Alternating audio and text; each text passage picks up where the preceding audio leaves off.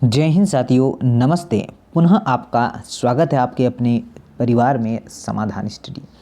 तो देखिए साथियों, आप सभी के लिए आज मैंने लाया है एंजाइम्स से रिलेटेड काफ़ी महत्वपूर्ण क्वेश्चन। अब यहाँ से एंजाइम से क्वेश्चन कोई भी आप लोगों का बाहर नहीं पूछा जाएगा, यही से सारे क्वेश्चन पूछे जाएंगे। तो साथियों, आप सभी जो है इस बेहतरीन से शानदार से सेशन को ज़रूर से ज्वाइन करना है। और 29 नंबर की हमारी क्लास है। ओके साथियों, और आप सभी जो है ज़रूर से इसे देखिए और जो है शेयर करना मत भूलिए, ताकि आपके समान ही और भी बच्चे समाधान स्टडी से जुड़ के अच्छे से प्रिपरेशन अपनी कर सके। तो आइए, आज का पहला क्वेश्चन आपकी स्क्रीन पर है। क्या आप लोग बता पाएंगे कि इसका आंसर क्या हो सकता है? पहला क्वेश्चन आया है कि वे न्यूक्लिक अम्ल जो एंजाइम की भांति कार्य करते हैं क्या कहलाते हैं? जो राइबोसोम कहलाते हैं, ये आपको जो है राइबोजाइम कहलाते हैं। तो राइबोजाइम वे आरएनए होते हैं जो कि आपका किसी विशेष जैविक क्रिया को संपन्न कराने में सहयोग करते हैं। तो क्या आंसर है साथियों? ए आंसर आपका करेक्ट आंसर होगा। नेक्स्ट की बात करें, एंजाइम के ऊपर पाए जाने वाली दरार जिस पर क्रियाधार आकार व्यवस्थित होते हैं कहलाते हैं सक्रिय स्थल, सक्रिय असक्रिय स्थल, बहुरूपी स्थान, या फिर विकल्प ए बी दोनों ही। तो साथियों, सक्रिय स्थान एंजाइम पर कोष या दरार होते हैं जो क्रियाधार को जोड़ने के लिए जो है सहायक उपलब्ध कराता है। तो साथियों, आपका जो करेक्ट आंसर बन जाएगा ऑप्शन नंबर ए बन जाएगा। क्या राइट आंसर बन जाएगा? ऑप्शन नंबर ए राइट आंसर बन जाएगा। नेक्स्ट की बात करें, क्या है? एंजाइमी उत्प्रेरक अकार्बनिक उत्प्रेरक के या फिर उत्प्रेरक से किस प्रकार भिन्न होते हैं? तो आप लोग बता सकते हैं कि एंजाइमी उत्प्रेरक अकार्बनिक उत्प्रेरक की तुलना में आकार में छोटे, भार वाले, हल्के होते हैं और जो है ठीक है, अकार्बनिक उत्प्रेरक उच्च तापक्रम पर कुशलतापूर्वक कार्य करते हैं, जबकि एंजाइमी उत्प्रेरक कुछ एंजाइम को छोड़कर नहीं करते। तो साथियों, बी तो करेक्ट है, ए रॉन्ग है। आगे देखिए, जो है नेक्स्ट है कि अकार्बनिक उत्प्रेरक उच्च दाब पर कुशलतापूर्वक कार्य करते हैं, जो कि एंजाइमी उत्प्रेरक नहीं करते हैं। तो साथियों, डी आंसर सही है, यहाँ पर आपको ध्यान देना है। ओके, नेक्स्ट फिर बात करते हैं। देखिए नेक्स्ट क्वेश्चन क्या है। नेक्स्ट क्वेश्चन है कि रासायनिक अभिक्रिया के दौरान होने वाले भौतिक परिवर्तन का संबंध है। रासायनिक अभिक्रिया के दौरान होने वाले भौतिक परिवर्तन का संबंध है जो है बंधों के बिना टूटे आकार का बदलना, द्रव की अवस्था में परिवर्तन, रासायनिक अभिक्रिया के दौरान बंध ऊर्जा में परिवर्तन। विकल्प ए या विकल्प बी?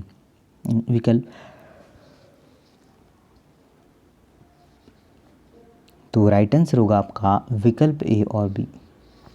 विकल्प ए और विकल्प बी आपका करेक्ट आंसर है। नेक्स्ट क्वेश्चन की ओर बढ़ते हैं। देखिए, भौतिक या रासायनिक अभिक्रिया की दर को किस प्रकार परिभाषित किया जाता है?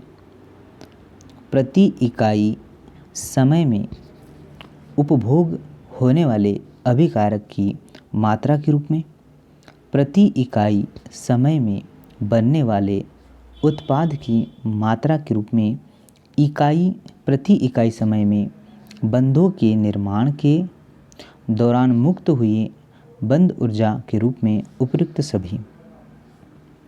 तो क्या आंसर हो सकता है? तो साथियों नोट करना, ऑप्शन नंबर जो बी है, ठीक है, वो आपका करेक्ट आंसर है। प्रति इकाई समय में बनने वाले उत्पाद की मात्रा के रूप में बी आंसर करेक्ट होने वाला है। नेक्स्ट क्वेश्चन है आपका, एक रासायन के एंजाइम से बंधने के उपरांत एंजाइम की क्रिया जो है शीलता समाप्त हो जाती है। इस प्रक्रिया द्वारा रसायन को क्या कहते हैं? आप लोग बता सकते हैं। हम लोग इसे जो कहेंगे क्या संदमन, ठीक है, या संदमक। Okay, option number A correct है और ये सभी को नोट करना है, बहुत इम्पोर्टेंट सेशन है आप सभी के लिए।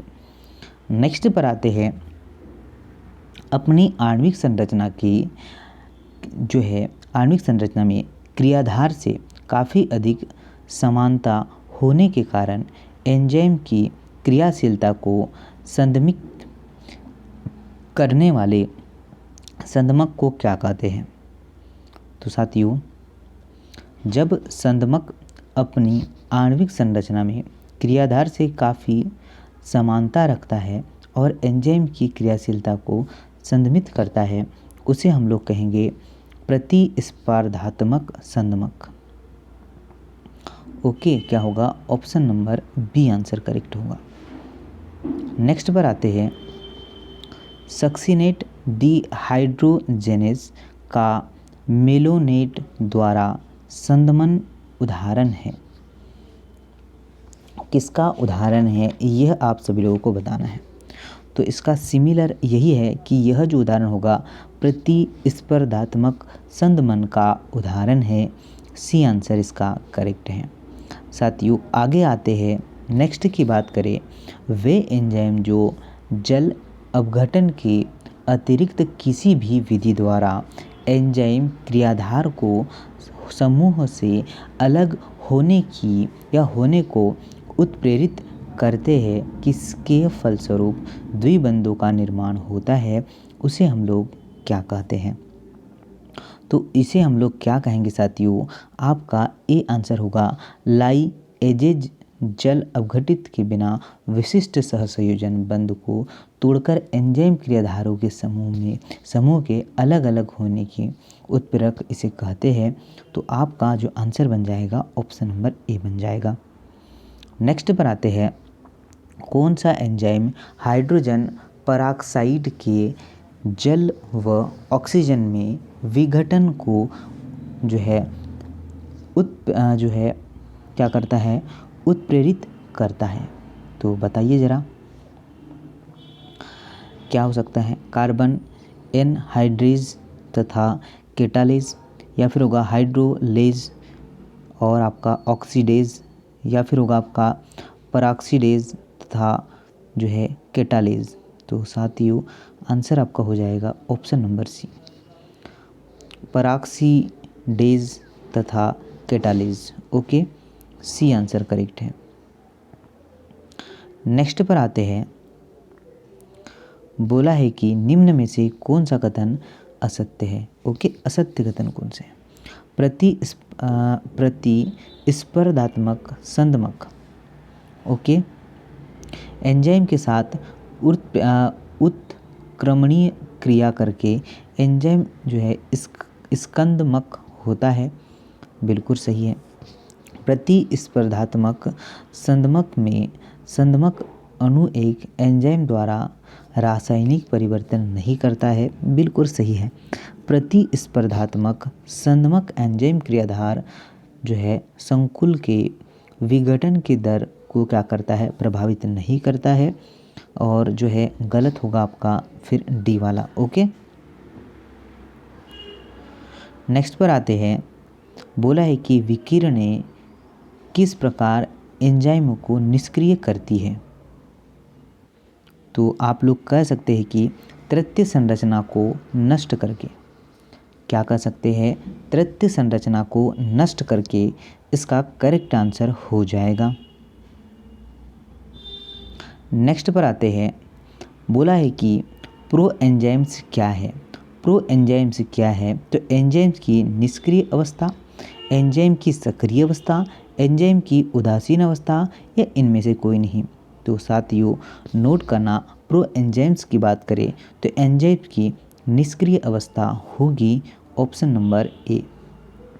ओके साथियों, आगे आइए, एंजाइम क्रिया, ठीक है, क्या बोला है जरा ध्यान दीजिएगा। एंजाइम क्रिया के समय निर्मित क्रियाधार को जो है संक्रमण अवस्था संरचना होती है, क्षणिक लेकिन स्थिर, या फिर बात करें स्थायी लेकिन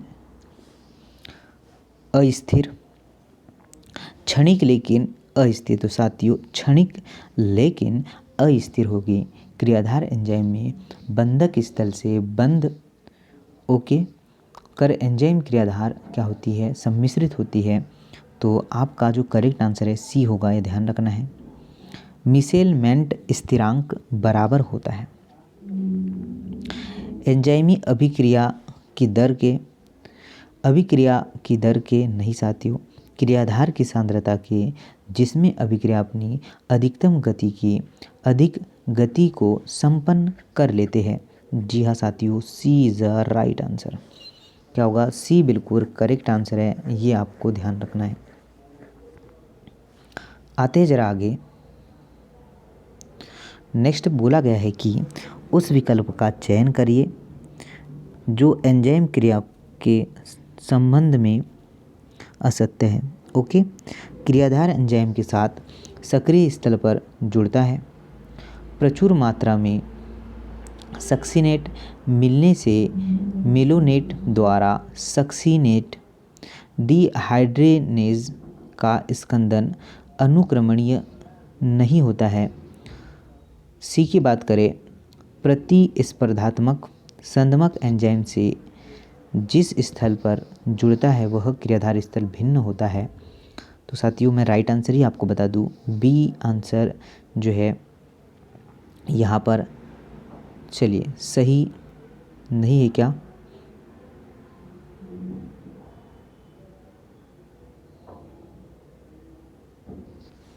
चलिए तो आपको बता दूं मैं, यहाँ पर तो जो है राइट आंसर आपका होगा मेलाटोनिन सक्सिनेट डिहाइड्रेशन का प्रतिस्पर्धात्मक संदमक होता है। ये डी आंसर करेक्ट है।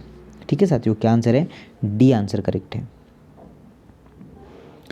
आते हैं जरा आगे, वह संदमक जो सक्रिय स्थल से भिन्न किसी स्थल द्वारा एंजाइम से जुड़ता है, वह जिसकी संरचना क्रियाधार से नहीं मिलती क्या कहलाते हैं? तो उसे उत्प्रेरक क्रियाधार अनुरूप या फिर आपका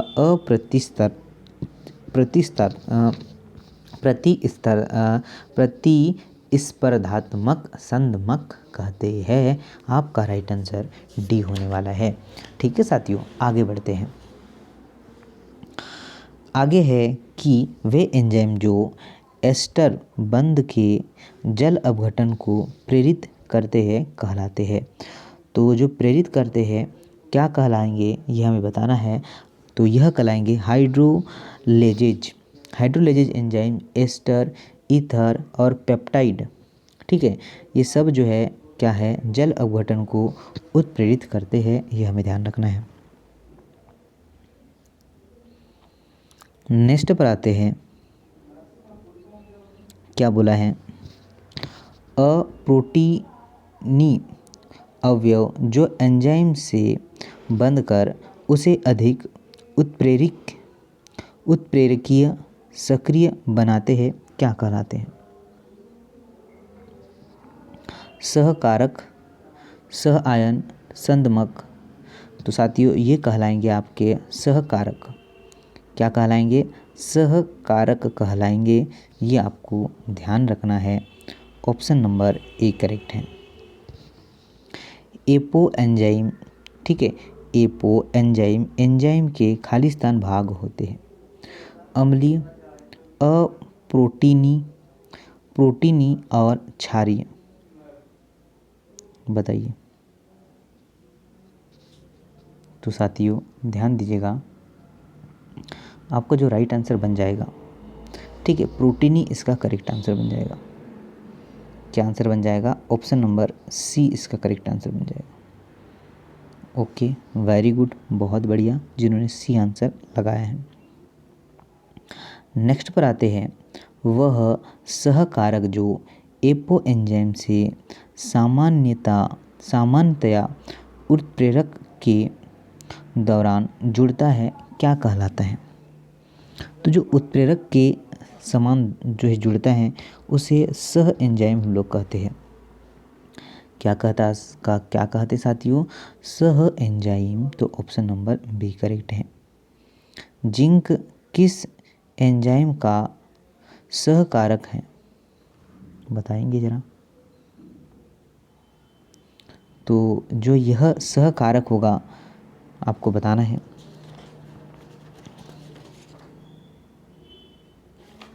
यह होगा आपका कार्बोक्सी पेप्टाइडेज। ठीक है, ऑप्शन नंबर सी करेक्ट है। आगे आइए, नेक्स्ट पर ध्यान दीजिए। निम्न में से सही विकल्प का आपको चयन करना है। ओके साथियों, तो देखिए, सजीवों में सोने की मात्रा निर्जीव पदार्थों से अधिक होती है। सजीवों के शरीर में जल आपका निर्जीव पदार्थ से अधिक होता है। सजीवों में कार्बन, ऑक्सीजन व हाइड्रोजन प्रति इकाई द्रव्यमान निर्जीव पदार्थों से अधिक होता है। तो साथियों, जो राइट आंसर है आपका, क्या सी आंसर हो जाएगा क्या? ठीक है, क्या राइट आंसर आपका ऑप्शन नंबर सी हो जाएगा? तो साथियों, बिल्कुल डेफिनेटली करेक्ट आंसर है option number C. Okay, option number C आपका राइट आंसर है। सभी ने इसे कर पाया होगा। शेयर करना साथियों, और जो है ताकि हर बच्चा इस बार सिलेक्शन ले पाए। जैसे जो गलती हमने पिछले एग्ज़ामों में की थी वैसा नहीं करेंगे इस बार बहुत ही अच्छे से सूझबूझ से काम करेंगे। बोला है कि सजीवों में पाए जाने वाले अनेक तत्व मुक्त और यौगिक अवस्था में पाए जाते हैं। निम्न में से कौन सा एक तत्व सजीवों में नहीं पाया जाता है? तो कौन सा जो है सजीवों में नहीं पाया जाता है? सिलिकॉन बिल्कुल सही है, जो सजीवों में नहीं पाया जाता। सिलिकॉन प्रकृति में मुक्त अवस्था में पाया जाता है। ओके, तो आपका जो सही होगा, सिलिकॉन जो है नहीं पाया जाता है, बाकी सब पाए जाते हैं। आगे देखिए, जब हम किसी ऊतक को अम्ल में हीमोजीनाइज करते हैं तो अम्ल विलेय अंश दर्शाता है। क्या दर्शाता है? कोशिका द्रव, कोशिका झिल्ली, केंद्रक, माइटोकॉन्ड्रिया। क्या आप लोग बताएंगे क्या दर्शाता है साथियों? वह क्रिया जिसमें जैविक ऊतक नमूने को हीमोजीनाइजर। ठीक है, तो ये कोशिका द्रव जो है इसका करेक्ट आंसर बन जाएगा। कोशिका द्रव इज राइट आंसर। नेक्स्ट साथियों आपके समक्ष है कि सजीवों में प्रचुर मात्रा में पाया जाने वाला जो है रसायन कौन सा है? सभी लोग बिल्कुल डेफिनेटली कर सकते हैं, सभी लोग बता सकते हैं कि वाटर होता है, जल होता है। आगे देखिए, ग्लाइकोजन एक समबाहु है जो कि बना होता है। तो ये बना होता है साथियों, किसका बना होता है? ग्लूकोज इकाई का। यही आंसर बिल्कुल करेक्ट है। क्या साथियों? ग्लूकोज इकाई का इसका बिल्कुल सही आंसर है। आपका ग्लाइकोजन अणु के सिरों की संख्या को क्या कहते हैं, ये हमें बताना है। तो साथियों, हम लोग जो है इसे कहेंगे शाखाओं की संख्या +1 के बराबर। ओके, ये आंसर बिल्कुल करेक्ट है। निम्न में से कौन सी शर्करा में जो है कार्बनों की संख्या ग्लूकोज के समान होती है? तो साथियों, फ्रक्टोज आपका करेक्ट आंसर होगा। तो साथियों, ये थे आज के आपके बहुत महत्वपूर्ण एंजाइम से रिलेटेड प्रश्न। हर एक प्रश्न हमने यहाँ पर कंप्लीट किया है और आप लोग को शेयर करना है। और साथियों, जो है इस कंटेंट के लिए एक लाइक तो बनती है, लाइक ज़रूर करना है। मिलते हैं नेक्स्ट सेशन में। जय हिंद, वंदे मातरम।